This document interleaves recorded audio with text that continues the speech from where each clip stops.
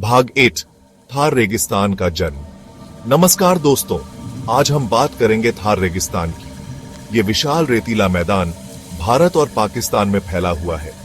इसका जन्म कैसे हुआ, ये जानने के लिए हमें लाखों साल पीछे जाना होगा। थार रेगिस्तान टेक्टोनिक प्लेटों की गतिविधियों का परिणाम है।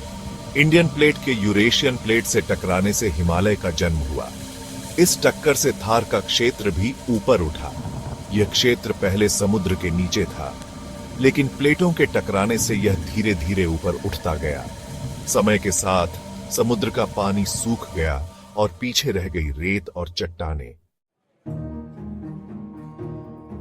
भाग 2 हिमालय का उदय और मानसून पर प्रभाव। हिमालय पर्वतों का उदय थार रेगिस्तान के निर्माण में एक महत्वपूर्ण कारक था। ये ऊंचे पहाड़ मानसूनी हवाओं को रोकते हैं। मानसून के बादल हिमालय से टकराकर बारिश करते हैं, लेकिन थार रेगिस्तान तक पहुंचते पहुंचते बादलों में नमी बहुत कम रह जाती है। इस कारण थार रेगिस्तान में बारिश बहुत कम होती है। कम बारिश का मतलब है कम पानी, और कम पानी का मतलब है सूखा। भाग 3 जलवायु परिवर्तन और सूखे की चपेट में। समय के साथ थार क्षेत्र की जलवायु में बदलाव आया। यह बदलाव प्राकृतिक कारणों से हुआ, लेकिन मानवीय गतिविधियों ने इसे और भी बदतर बना दिया।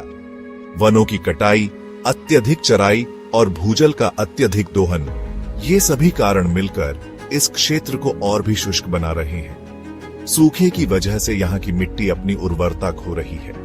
पेड़ पौधे मुरझा रहे हैं और जानवरों को पानी और चारे की तलाश में भटकना पड़ रहा है। भाग 4 नदियां और झीलें गायब। कभी थार रेगिस्तान में नदियां और झीलें हुआ करती थीं, लेकिन जलवायु परिवर्तन और मानवीय गतिविधियों ने इन जल स्रोतों को सुखा दिया। सरस्वती नदी इसका एक उदाहरण है। यह कभी एक विशाल नदी हुआ करती थी, लेकिन आज इसका नाम सिर्फ कहानियों में ही सुनाई देता है। नदियों और झीलों के सूखने से इस क्षेत्र में पानी की कमी और भी बढ़ गई। इससे रेगिस्तान का विस्तार होता गया और जीवन के लिए संघर्ष और भी कठिन होता गया। निष्कर्ष, थार रेगिस्तान का जन्म एक जटिल प्रक्रिया का परिणाम है।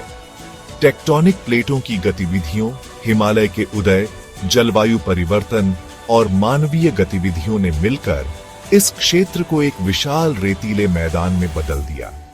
आज थार रेगिस्तान दुनिया के सबसे बड़े गर्म रेगिस्तानों में से एक है।